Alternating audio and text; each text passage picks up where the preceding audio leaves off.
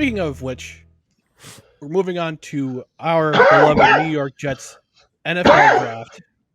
Can you use the move button there, buddy? Didn't I? I thought I did. No, you didn't.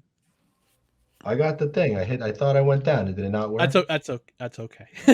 Oh, damn. I'm sorry. Is this not That's working? okay. That's a problem then because I don't have That's okay. You can mute also button. do it on StreamYard too. But anyway, that's neither here nor there. All right. I'm going to switch over to doing it that way then. There you go.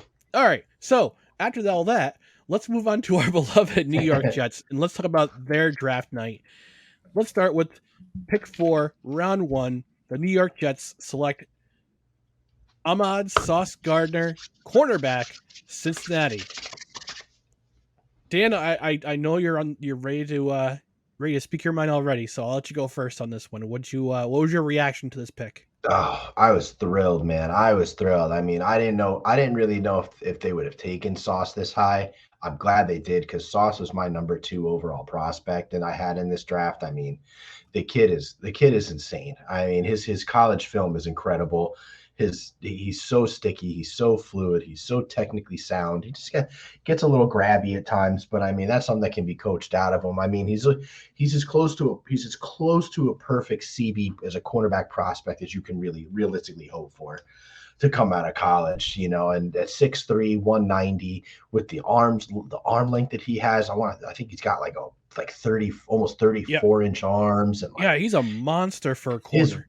His wingspan is like something like 80 inches. Like it's just crazy. Like he's got so much length and he's so fluid and his footwork is incredible. And I mean, he's going to be locked down. I mean, the kid's going to be shut down. I mean, he's probably going to be a slightly above average league corner just to start his rookie year. And I imagine by year 3, we're going to be talking about Sauce as probably one of the top 3 cornerbacks in the league.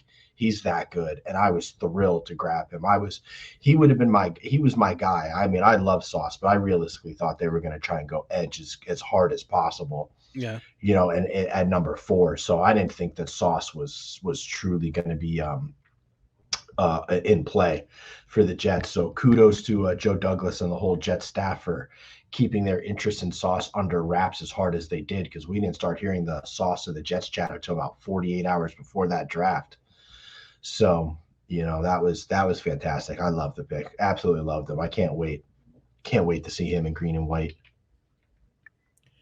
Kyle? Yeah, I especially love bringing him in because they also signed Cincinnati's defensive coordinator, correct? What position will he be? What will he be doing for the Jets, Dan? Do you know? I think they brought in Cincinnati's DB to be our – what did they bring him in to be? I think he's like the assistant coach to the DBs or something along those lines. Gotcha. He's not Tony Oden? Tony Oden is the coach. Okay. I think he's like the assistant to like Tony Oden or something along those lines. But either way, I mean, to have the continuity to come in there like that too will only help. So I mean, it was a home run gigantic pick, a massive A+ for the player, the prospect, and the level of talent he's gonna instill in the secondary. For sure. And like both of you guys, I thought they were going KT for sure. And then once I saw Stingley get picked at number 3, I was like, I think this might actually make them go corner, unless they already planned on it. Obviously, it seemed like they already planned on it, but I thought it made more sense for them to go corner at number 4 with Stingley gone, because more edge rushers were left for number 10 if that were the case. Like if they, you know what I mean? There were more edge rushers left for number 10 if that's what they wanted to do with that. But I thought it made more sense. It's very interesting to try and, if we tried to play the hypothetical game, like had Sauce gone instead of Stingley, who would the pick be? Because word on the street was it wouldn't have been Kayvon Thibodeau. So you got to think that if Walker, Hutch, and Sauce were actually gone at that point, I don't think they would have went Stingley. I don't think they would have taken the chance on his injury history. I think we would have been talking about Icky right here. Honestly, I really do. But I mean, Icky or Neal. I don't think the JJ talk was that serious at 4, but who else would it have been? I don't think they would have taken a receiver at 4. That's what I mean. Like, no, I personally or they would have traded down. If somebody would have traded up, though, you got to assume somebody would have wanted the spot. So, I did see. I think they would have wanted to trade down.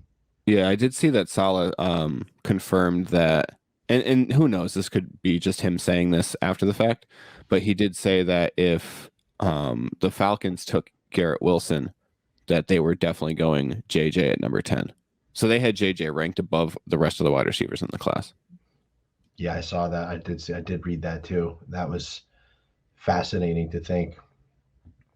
Yeah, for me, I was a little nonplussed at first because I figured, all right, well, they're doing what they're doing. They're doing the Joe Douglas thing. They're taking the best player that was available. Now, I don't know if Stingley was on their radar or KT was. I mean, KT was definitely on their radar, but they had Johnson ranked over him, so they go over with the ranking system. But the more I thought about it, and the more I just kind of looked over at social media and reactions from other fans and reactions from the people who were from fans and from media analysts alike, it wasn't difficult to find out to see why the Jets picked Sauce first. I think they wanted to have this guy as a shutdown. He's their Richard Sherman in this defense. He's going to be the Richard Sherman in this defense, like he was back in like Saleh had back in San Francisco when he was a DC. Sherman was that shutdown guy that nobody ever threw to, and now the Jets have that, and that I was actually pretty happy that we got him. But I got to play this first before we move on to the next pick. I just got to make sure we know who got selected first in the by the Jets. I like that. Sauce. So Robert Saleh was obviously excited. Exactly. You know, I put a, I think I don't know if you guys saw on what I wrote on Twitter, but I said, you know, every pick the Jets made, they celebrated. Like they acted. It was just such a high energy room. Like everybody was excited, from Coach to Joe Douglas to Coach Saleh to even Woody, Mr. Owner himself, Woody and Chris Johnson. They were excited too. They were happy to have every single player there. And I don't know if you guys had a chance to see Woody Johnson talking with Sauce Gardner about what Sauce puts in his sauce bottle. Yeah, I saw that. Yeah, I saw that. That's pretty funny. That was pretty funny. Love the pick. Was just couldn't be more thrilled to have Sauce. Yeah, I loved it too. I do have a question for you guys. How do the cornerbacks match up now? Is DJ Reed going to be starting opposite Sauce here, or do you think Bryce Hall gets to start? No. No, Hall will be more of a Bryce Hall gets pushed back to CB4. No, Hall's too tall for the nickel. No, he's going to push back to CB4. Nickel. MC, it's going to be Sauce, DJ Reed, and then MC2 as our base starters, with probably Hall and Eccles battling for the top backup spot. Which is great depth, in my opinion. I mean, Bryce Hall played really, really well last year. Oh, it's fantastic depth. I mean, you got Bryce Hall, who had a sneaky good season, just doesn't get interceptions really because he doesn't turn his head around, a la Kyle Wilson in that way a little bit. But and then Brandon Eccles is literally an athletic freak of nature that just needs to continue to get reps and learn the position. And I mean, that's high end depth right there. I'm really more concerned. I'm really more interested to see how they deploy them. Are they going to relegate them to one side of the field, or are they going to let them follow whoever their man, go back and forth?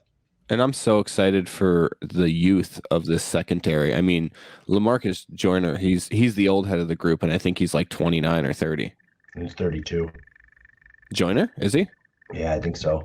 Oh, I thought I saw it the other day and it said he was like 30 or something like that. Either way, I mean, he's obviously not going to be around for a long time, but this defensive back, the core, is so young. He's 31.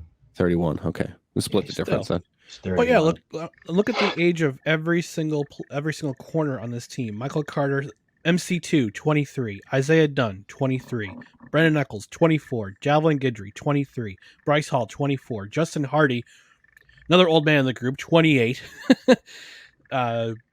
Jason Pinnock, 22. DJ Reed, 25. Rashad Wild Goose, who I suspect is probably going to be a practice player, 22. But it's awesome having all this youth here that can develop, that can grow together, that can be the best. They can be an elite group in the next 2 seasons, maybe 3 seasons. If not, if they make the leap forward this year with DJ Reed in the lineup and Sauce Gardner in the lineup, this could be an elite group this year. Right off Jump Street, this could be elite. I mean, if DJ Reed plays like he played last season and continues that play moving forward, and Sauce becomes the Sauce that we all think he's going to be, that's damn near 2 lockdown corners that you have right there, with MC2 continuing to grow in the slot. I mean, who is, average, but for a rookie to be average is spectacular. So you got to build upon average. That's awesome. I mean, that's just awesome. Especially for where he was drafted. Yeah. For a 4th round rookie to be average is amazing. Yeah, thanks. For real. Yeah, thanks, New York Giants. Thanks. Yeah, appreciate it. Yeah. No, I'm thrilled for this, for the secondary. Thanks, Dan Gettleman. Dave Gettleman. Sorry, Dave Gettleman. The D name. I was close. All right, so move a little bit further into the night at pick 10. The Jets select at round 1, pick 10, Garrett Wilson, wide receiver, Ohio State University. I can't. So if I just say Ohio State University, I'll get yelled at. I just say the Ohio State University. So, Kyle, I'm going to hand this over to you. I called this, by the way. Garrett Wilson was my mock draft, so I got that one. At least got that one right. That's true. But Kyle, what's your thought on the pick, Garrett Wilson here? Yeah, I love it. Like I said, I thought I had some strange feeling that they were going to go with Drake London for some reason. I'm very, very glad that Atlanta took them and didn't give them the chance to mess that pick up. Although I don't know that they would have, but yeah, I love Garrett Wilson here. Extremely fast guy. Part of me really wanted them to go Jameson Williams, though. I just think he has the potential to be a better pro throughout his career. So I think that Garrett he was my 2nd ranked wide receiver in this class, but I mean, I'm not going to complain. I'm really happy with the pick. Yeah, as am I. I think, Dan, would you agree? Oh, absolutely. Good pick. Absolutely. I mean, I had Garrett Wilson as my wide receiver 2 behind Jameson Williams, because I wanted flat out dominant speed is what I wanted in Jameson Williams, and the elite yak ability. So that's why Jameson Williams was my number 1. But I mean, Garrett Wilson has those things as well. It's not like he's slow and lumbering and can't handle that. I mean, he ran a 4.38 at just a hair under 6 foot. So he's got the speed, he's got the yak ability, and he's definitely a perfect fit for what they're going to ask of him to do, which is to open up the all 3 levels of the field to kind of keep the defenses honest, and let the running game kind of start taking more charge to allow Wilson to Zach to get in more of a rhythm and have more favorable looks. So I think Garrett Wilson was an excellent pick, and I'm thrilled he's a New York Jet, and he looks to have, I don't know if he has all pro superstar total potential, but I definitely he can definitely be a weapon that could be utilized in many, many different ways to go along with Elijah Moore and Braxton Berrios. The versatility that all 3 of those guys have and their abilities and what they're able to do is just going to we may have the most fun playbook in the entire league. No joke, Mike LaFleur is going to have so much fun figuring out ways to get all these guys open in all these different facets. The playbook is going to be insanity, and I can't wait to see them get deployed. As long as he's still in the booth. Yeah, stay in the booth, LaFleur. Yeah, for real. I don't think there's any chance of him coming back down to the field ever again. No. I absolutely love this pick for certain reasons. I would have also loved to have Jameson Williams here because of his blinding speed, but he's still coming off the ACL injury, and I know we talked about it in the mock draft, but to me, you want somebody who's going to help Zach Wilson now. You're going to want to have somebody who can take the top off the defense and just explode for long pass plays. That's something the Jets were missing last year, with the exception of a couple plays in the Titans game.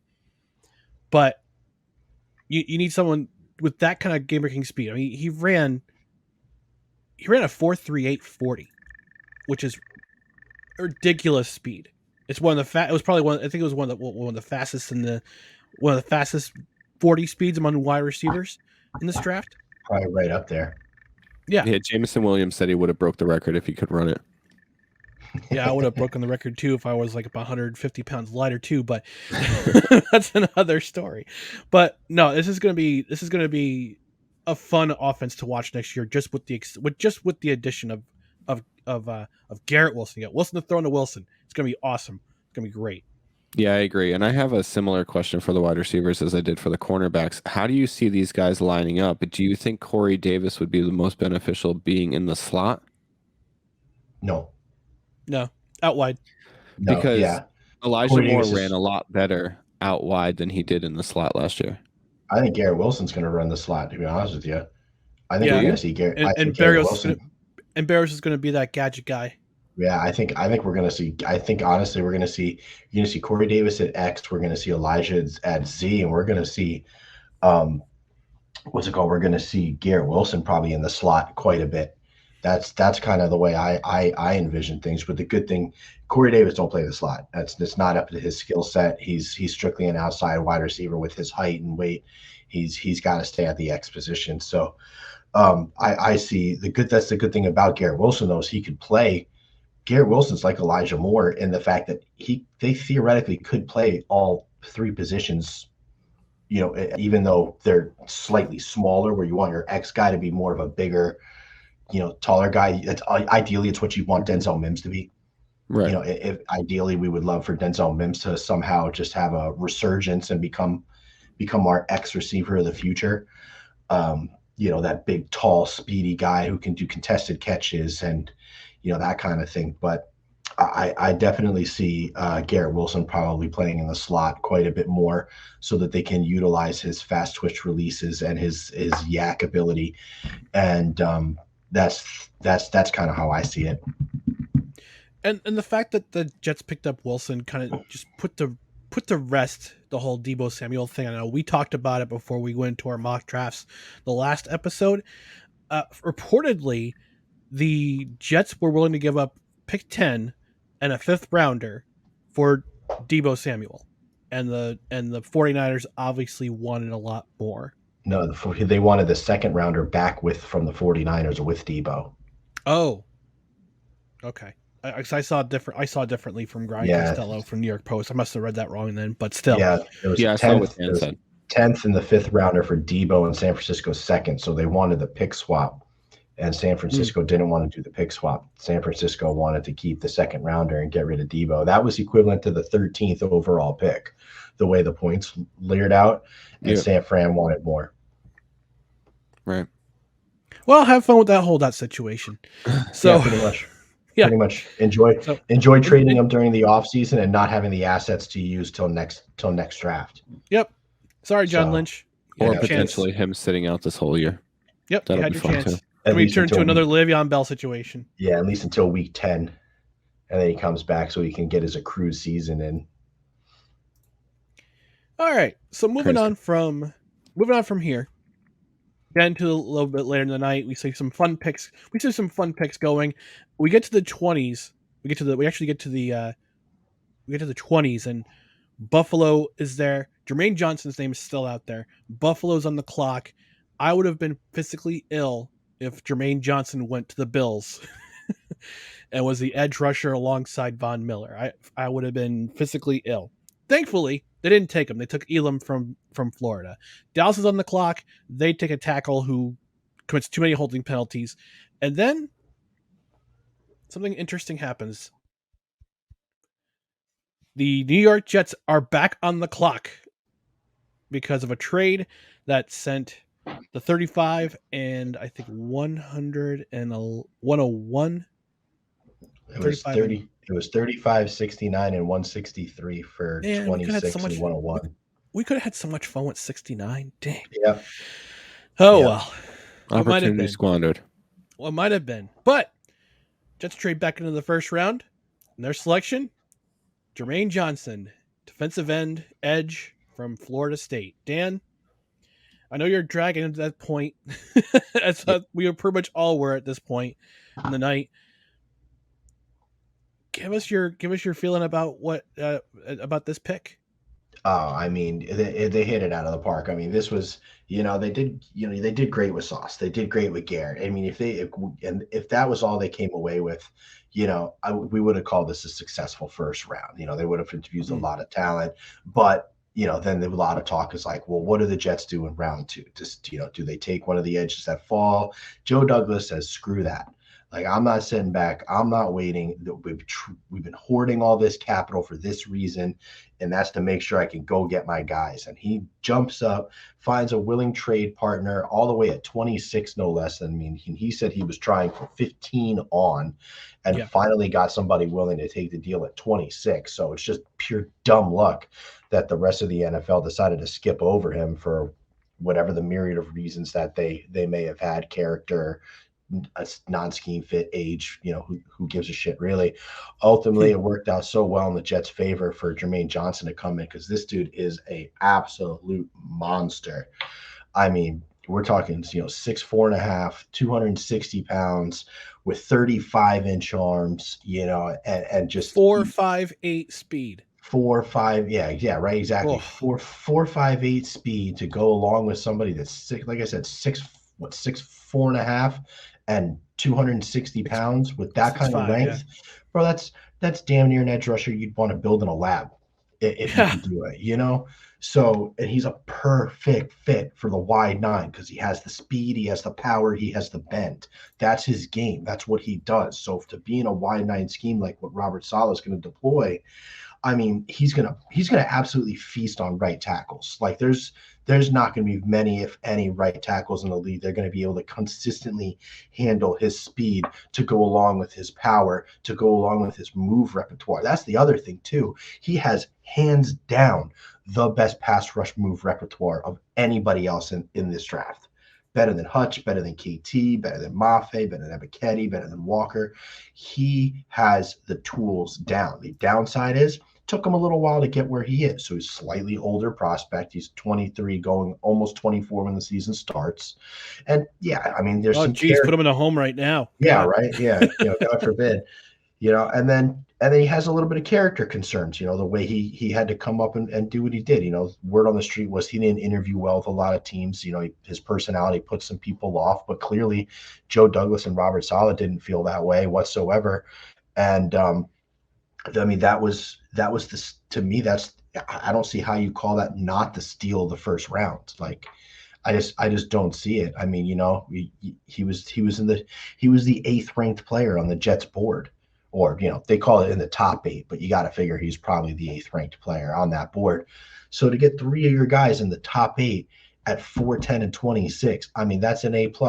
That's an A+. And that's why we hoarded all this draft capital between Jamal Adams and Sam Darnold and all these Chris Herndon and all these little deals that were made by Trader Joe to allow us to make a move like this without sacrificing, at other spots. And it was beautiful, absolutely beautiful. And I'm thrilled to have him. And he's gonna just destroy. He's gonna destroy worlds. Kyle? Yeah, I'm definitely. I concur. I'm very excited about the pick. I had a couple of friends asking me if I was nervous why he was falling, like while he was falling, like during the teens and the early 20s and stuff like that. They're like, "Why do you think he's falling? Like, do you think something happened? Like, did something come up in his medicals or something like that?" And I'm like, I'm actually not that worried, considering there's no other like edge guys that were supposed to be drafted after him getting drafted before him right now. It just seemed like people stopped drafting edge for whatever reason at that point in the draft. So I was happy to see him fall. And ever since pick 20, I was like, come on, Jets, come back up and get this guy. And luckily they did 6 picks later. Yeah, I was praying that would happen. I said, why didn't they take him at 10? Why did they take him at 10? Well, apparently there's a plan in place to try to go back into the first round, which Joe Douglas pulled off. Because, as you know, gentlemen, Trader Joe's, it's always open. Always open. It's always open. And they played that clip on Jets Twitter saying, "Yeah, we're on the effing." He hands the phone to Titans. He says, "We're on the effing clock.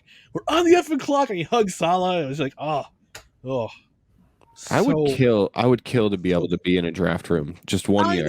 I want to know what goes on in that room. I want to see the draft board. I want to know all the negotiations between picks. I would love to be there. That would have been, if I was a Make-A-Wish kid, that would have been my wish. Yeah. Right? How amazing would that have been? Just to be in that Jets draft room? That would just be a dream, absolute dream come true. Oh, with all that energy, as I mentioned before, I said, just seeing everybody everybody in that room just elated that they got their guys. You just know something good is happening at one Jets Drive in Florham Park, New Jersey. Truth. It feels different. Like everything just feels, between last year and this year, like it just feels different. Like there's just the aura and the energy around the team is just way different than years past. And it's blatantly obvious to anybody that actually takes a chance, that actually takes a look. And I think this is going to be, this draft right here, if it all comes to fruition, is going to be the one where we're really going to be able to say, like, this is where Joe Douglas finally put a stamp and said, this is now officially my squad. Like, this is it. Like the mistakes of GM's past is now officially wiped out. There's not a single starter from the 2019 offense that's still even on this team. And that's the insane part. It's to see the turnover that happened from 2019 all the way up till now, seeing the potential starters on this team and the lineup they're going to have, not just starters, but also depth. The depth they have at quarterback and running back and wide receiver and offensive line, tight end, which we'll get to in a couple minutes. But this is not only just a shift in better talent, but also a shift in culture because of what Salah's put in place as a coach, what Douglas has put in place as GM, and what they're expecting to do with a lot of these players and how they're going to make this team, I say within the next two seasons, a playoff contender. I think, I don't even think you can say within 2 seasons. I think you gotta, there's no playoff mandate on this season. This season's just like, take this, like, let Zach take the step, let everybody kind of continue to buy into the system and everything like that, and just be competitive towards the end of the year. I mean, the playoffs would be a pleasant surprise. Right, sure. Exactly. Like if you make the playoffs, that'd be excellent because the AFC is loaded. So in order for the Jets to somehow squeak in at the 6th or 7th seed would be incredible, but it's not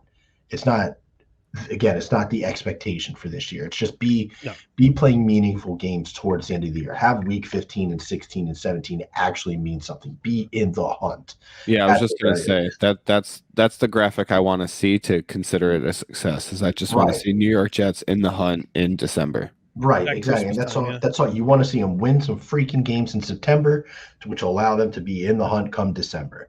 That's all we want to see from this. I mean, that's what most realistic Jets fans should want to see going into next year. And then 2023, that's when, all right, now you gotta we're playoffs now. Huh? Yeah, now you gotta actually you gotta stop the drought, because if we don't make it this year, it'll be 12 years going, and then now you gotta stop the drought. Like now you gotta get over the hump. And you can't Marvin Lewis it either. You can't just get there and then stop. No. You can't get in and then you gotta keep it going, right? You gotta keep it going. No, I've seen a bunch of fans on Twitter already kind of saying, okay, this roster is built now. Zach Wilson gets 2 years. If Zach Wilson can't put it together and take this team to the playoffs in 2 years, then we will find a competent veteran quarterback that will take us there. This is a big season for Zach. Because there's literally no excuses regarding his talent level that he can use at this point, barring massive injury luck, knock on wood, or unluck. I don't know the word for it. Misfortune. Okay, that'll work. Thank you. Barring massive injury misfortune again for the Jets, that he doesn't have the built-in excuses. Like, you have a wide receiver court that's deep and talented. You have running backs who we'll start talking about here shortly that are insanely talented and perfect fits for what you need to do. You have a tight end room that is completely revamped and can do anything and everything from blocking to seam to running the seam to running in the flats to just in the red zone. So it's all on Zach. And if the Jets falter because of Zach, it would not surprise me to see them move on after the season, because 2023 is absolutely loaded with quarterbacks. I mean, loaded. I don't know if you guys I've already done 3 2023 mock drafts myself because, again, I'm insane. But because you need a hobby. because I need a hobby. But it's loaded. Like, there's legitimately 6 quarterbacks that could go in the first round next year, and then deservedly so.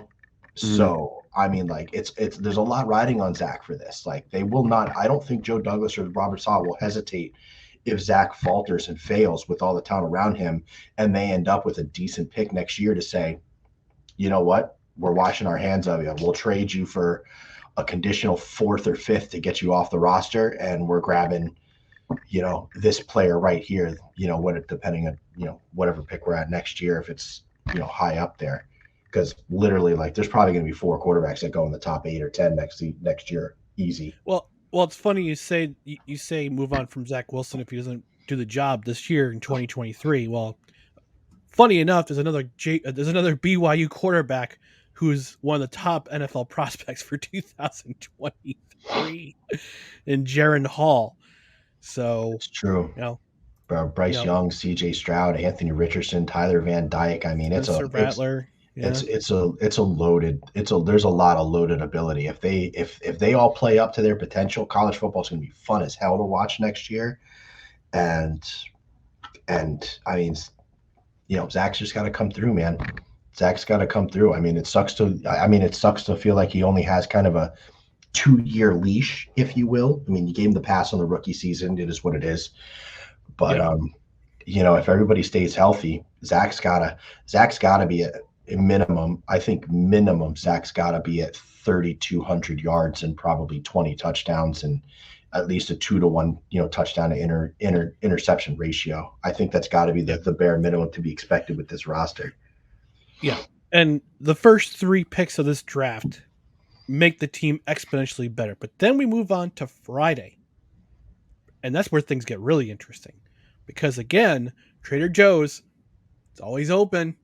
They move up from 38 to 36. Now they had traded the 35 away to Tennessee, but they trade spots with their crosstown brethren in the New York Giants, and they select out of Iowa State running back Breece Hall. Now, I give myself pause for a second because I was kind of curious at the pick. I wasn't sure if this was just a roster move just exclusively for depth, or if they were trying to beat some other team to the punch. But as it turns out, Breece Hall is Dan Goldstein's daddy. True. So, Kyle, I'm going to talk to you first. What did you think when you saw that pick? What were your thoughts? Well, when I first saw it, I was just like, "Wow, this dude looks exactly like Dan," and and I was like, "They might be related." No, when I had first seen it, like going into the second round, I was talking to a couple of my friends, and I was like, "I hear some rumors that they might take Breece Hall." I was like, "I think it's a luxury pick. It really feels like a luxury pick." Yeah, I don't know that the Jets should be making luxury picks. I'd love it if they grabbed a linebacker. Yeah, I was part of the linebacker group that thought a linebacker was necessary. However, they made the pick. I'm happy about the pick. I'm very, very excited to see this man play football. His spin move is maybe the most flawless, like smoothest spin move I've ever seen. Yeah. I don't know if smoothest is a word, but it's like watching a figure skater.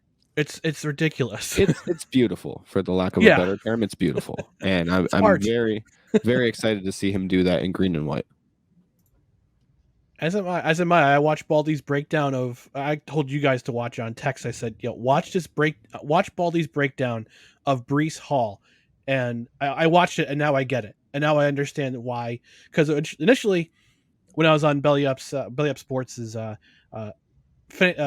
draft, a draft show going live, seems like every guy there was kind of like, why are they just making this pick? Why are they just making this pick? Then I watched all these breakdowns, and now I know why they make the pick. So Dan, I'm turning into a man here. Dan, obviously you are a big fan of the pick, judging from your name right there. What was your reaction to Breece Hall being taken at 36? I mean, it was so far out of left field because, Michael Carter was great for what he did last season, and you didn't think you needed to really improve upon him. I think you just kind of hoping the Jets would compliment on him. So me and pretty much, I imagine 99.9% of Jets fans expected a day 3 running back that would just complement his skill set. But there was no doubt that Breece Hall is hands down the running back 1 of this class, and he has everything in his arsenal. He is a flawless prospect as a running back. There is no weakness to his game. And in years past, Breece Hall would have been a top 5 pick before the running back got devalued by the modern NFL. 100%. So, this dude is an absolute monster. I mean, we're talking. How tall is he? He's what, 5'11", I think. 5'11", 5'11", yeah, 5'11", Yeah, he's 217. 5'11", 217, runs a 4.3940 at 100th slower, just a hair slower than Garrett Wilson. Right, and with 20, almost 30 pounds heavier than Garrett Wilson. Almost 30 pounds heavier than Garrett Wilson. Actually, no, he is 30 pounds heavier. Never mind, almost 40 pounds heavier than Garrett Wilson. He's 35 pounds heavier than Garrett Wilson with a 10th slower at slightly shorter. I mean, the dude's a monster. His vision, his patience, his pass blocking, his hands, his footwork, his cut ability, it's top notch. It's absolutely top notch. He has the patience of prime Le'Veon Bell. He has the hands of prime Le'Veon Bell. He has the speed of Derrick Henry. He has the vision of Jonathan Taylor. I mean, if you were to build, I'm going to go back to the analogy again. If you were going to build a running back in a lab, what you would come out with is Breece Hall. Like, that's what you would come out with. You would come out with a guy that is an absolute monster between the tackles, in the zone, through the gaps, on the wide. He can outrun you into the corner. He can bully you through, up to the A gap, the B gap, whatever it is that you're trying to stop him. He can juke you out of your shoes. I mean, he's not quite Barry Sanders, let's be serious. But I mean, if you watch some of the highlights, I mean, his start-stop ability is second to none. It's second to none. I mean, I am 100% confident in this, that Breece Hall is going to be a top 3 running back in this league by the end of his second season. He will be a top 3 running back in this league. And now to have Michael Carter be able to come in for his 10, 12, 13 carries, 13 touches a game to help spell him. I mean, how do you stop them? I just don't see it. Behind the offensive line that Joe Douglas and the Jets have put together, it's just going to be insane. It's going to be insane. And he's I don't know if I consider it a luxury. It was more of just like, you didn't expect them to try and upgrade it this heavy. You knew the Jets were going to take a running back, but again, you just figured it was going to be a day 3 guy that's more of a compliment to Michael Carter, a Dameon Pierce type guy, or a Pierre Strong kind of player.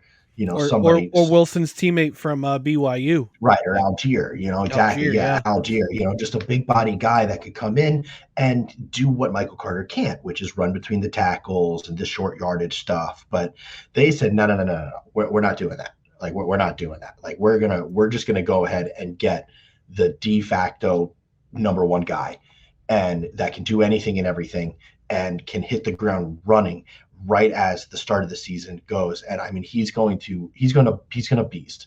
Like, there's just no other way around it. Like, if you're playing fantasy football this year, you should absolutely be taking Breece Hall in the second round of your drafts. 100%. And you're gonna look like a hero for doing so. I predict Breece Hall probably runs for over 1,100 yards this season. Wow. Yeah, I had a little conversation with somebody on Twitter, and they said that the Jets desperately need to grab a 1A running back. And I heavily disagreed. And I was like, I don't think that they desperately need to do that. I think that they can just grab somebody to pair up with Michael Carter and be Michael Carter's 1B, essentially. And I figured that they would do that with a day 3 pick. And this guy's like, no, 100% they need to grab a 1A. And I don't think they grabbed a 1A. I think they grabbed a 1. No, they grabbed the 1. Yeah, he's not. This is probably going to be somewhere in the range of a 60, 65, 35, 60, 40 split, where Brees is going to get 60% of the carries, and Tevin Coleman and Michael Carter are going to battle out for the remaining 35 to 40% of the carries and snaps that's left over. But that'll keep everybody fresh. That'll allow Brees Hall to continue punishing people well into the fourth quarter. And that'll allow Michael Carter to flourish as in his role. I mean, you saw what he did with Javonte Williams at UNC. He was the 1B to Javonte Williams 1A, and they both were the top rushers in college football because they were both so able to handle their roles. And now there's no reason to think he can't continue that and even do even more. I think Michael Carter, by getting Brees Hall, I think Michael Carter is a big winner from this weekend. I really do. I think he should be thrilled that he's going to be able to just thrive within his role and be a security blanket in the passing game, and just really be able to continue to run for his 5, 6, 7, 8, 10 yards a clip, and that he was able to, while Brees just pounds it. It was unexpected, but absolutely fantastic pick. Fantastic. Yeah, and it makes a lot of sense. I was really happy that you brought up how good he is in pass protection as well, because they don't have to take him off the field in those passing downs, and he's a legitimate threat in receiving as well. He can do it all, so it doesn't let the defense cheat either when he leaves the field. No, you can't. You're going to have to account for everybody on the field now. That's what I mean. Like, that's why Zach has no excuses.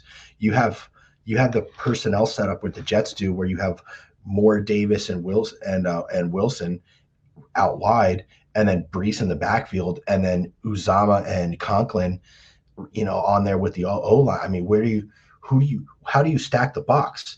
First and foremost, they can run 12 personnel. They can run 21 personnel. They can do whatever they want. Bro, when the pick we're about to talk about after, theoretically, they could try and run 13 personnel if they wanted to. Yeah, no joke. Well, speaking of that pick, segue right into it. We're going later into Friday night, and I'm barely awake at this point for myself because I'm waiting for 101 here. And now I was curious to see what was going to happen here. Would the Jets pick a linebacker? Would they pick a safety? Because it's two positions we talked about that they kind of needed. But instead, they go ahead and pick from the Ohio State University, the second pick up from the Ohio State University, tight end Jeremy Ruckert from Long Island, Strong Island zone, Kyle Ruckert. And a boyhood dream comes true for Jeremy Ruckert. Jeremy Ruckert here gets the pick. Dan, I'm gonna slide this over to you. What do you make of this pick? Oh, I mean, excuse me. When you're in an offense like Ohio State's, where you have Garrett Wilson and you have Chris Olave and Jackson Smith-Njigba, who is going to be a guaranteed top 10 pick next year's draft as well, there's just not going to be a lot of opportunity for a tight end to really show what their ability is in the passing game. But luckily for us, that allowed him to absolutely learn his craft in pass and run blocking and become dominant in that facet already. He's going to be coming into the NFL as a dominant run blocker and a damn near close dominant pass blocker. There's a little bit of technique issues he has to fix with that, but he's, as a rookie tight end coming in, the one thing you have that they normally struggle with is the blocking aspect of the position, and he's already NFL ready in that facade. The issue is we just didn't get to see a lot of production in the passing game because he wasn't needed. Yeah. You just didn't need it. But what you did see when there were highlights of him was he's actually spectacular at it. I mean, he's spectacular at it. If he was at a school like, that like, let's use Trey McBride as the example.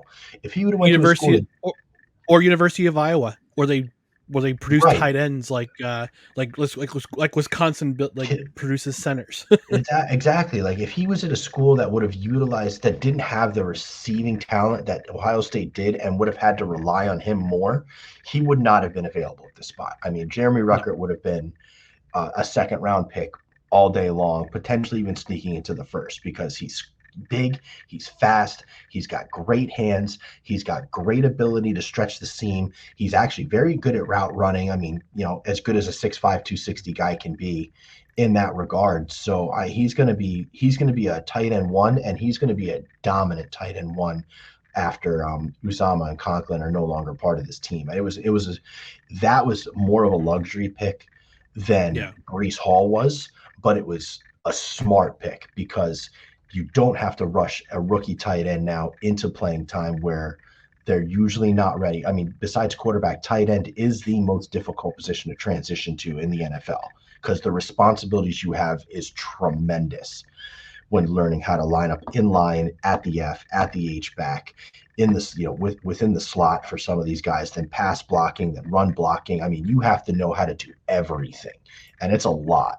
So be able to let him be able to sit back and learn behind Conklin and Uzomah while being able to throw him in the red zone, let him get some reps towards the end of games. He's going to be dominant. He's going to be stupidly good. He's going to be stupidly good.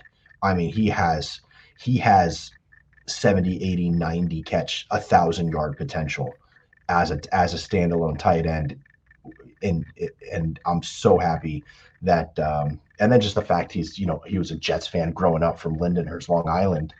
He has that extra motivation now to want to give the Jets everything. So if he was only going to give the other team 95%, he's definitely going to give the Jets 100 because he gets to play the childhood dream.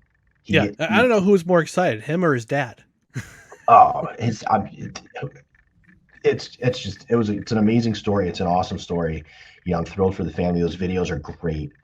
To see that the Jets actually took him. I mean, it was just spectacular. It's just spectacular, and he's gonna be good. He was right there with Trey McBride as my favorite tight end in this draft.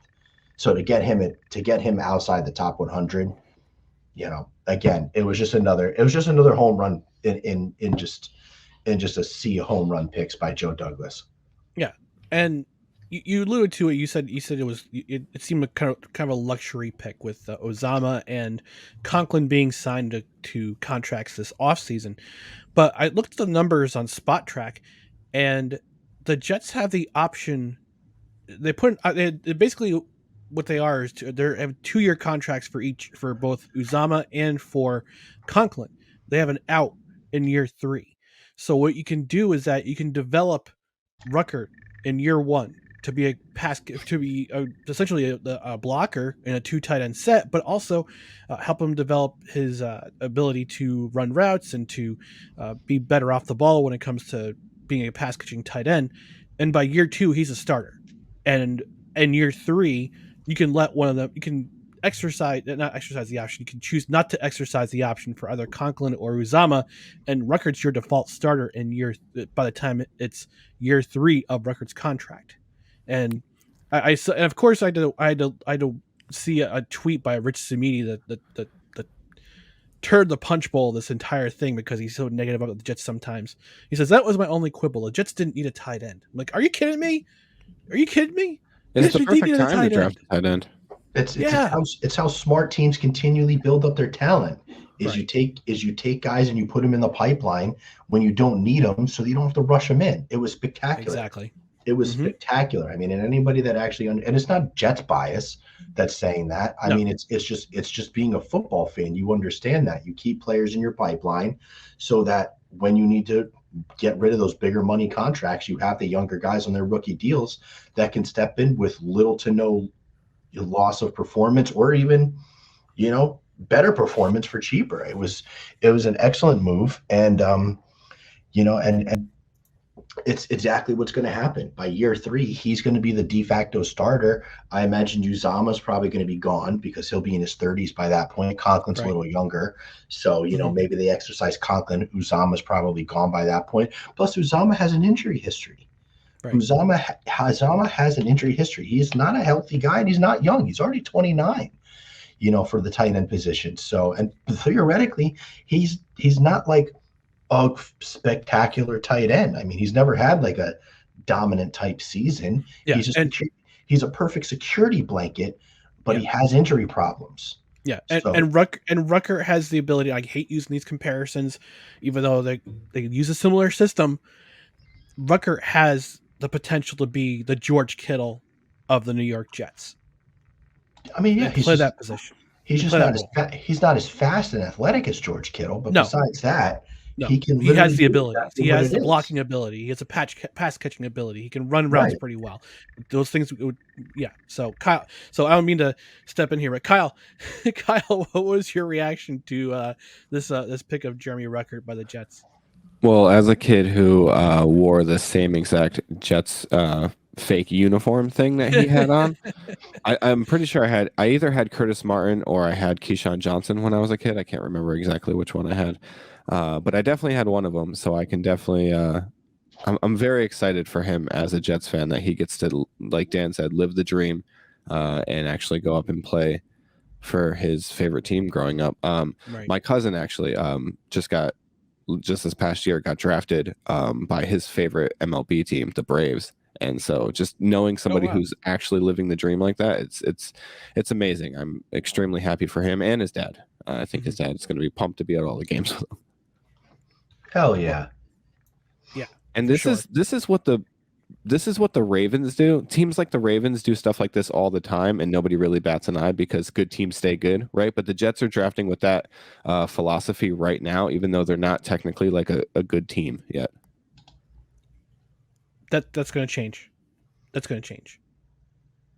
Yeah, but here's the thing. Here's a cool thing about what happened for the first 5 picks of the draft. The Jets get the top corner, top defensive back, arguably. I mean, you can say stuff about Stingley was my top. He was my top guy for sure. I mean, you could say Stingley wasn't in the conversation, but Stingley has injury concerns. But top corner, arguably the top wide receiver. Williams being considered the top wide receiver, but again, injury not be able to help right away. You get top 4 edge. You get the top running back, and you get top 5 tight end. So that's your first 5 picks of the draft. Better than top 5. He was the second tight end. He was the third tight end taken off the board, right? I think it was McBride, then it was Jelani Woods, and then it was Ruckert. Right. So I mean, but for most people, after toward coming up towards the end of the draft, for most experts, Jeremy Ruckert was number 2, right behind Trey McBride, and for some like Chris Sims, he was even number 1. So I mean, it was an excellent pick. It was an excellent pick, and the story behind it just makes it that much cooler. And don't forget the fact that Ruckert played for Rod Middleton in the Senior Bowl, so he had some familiarity there, which is great. Yeah, it all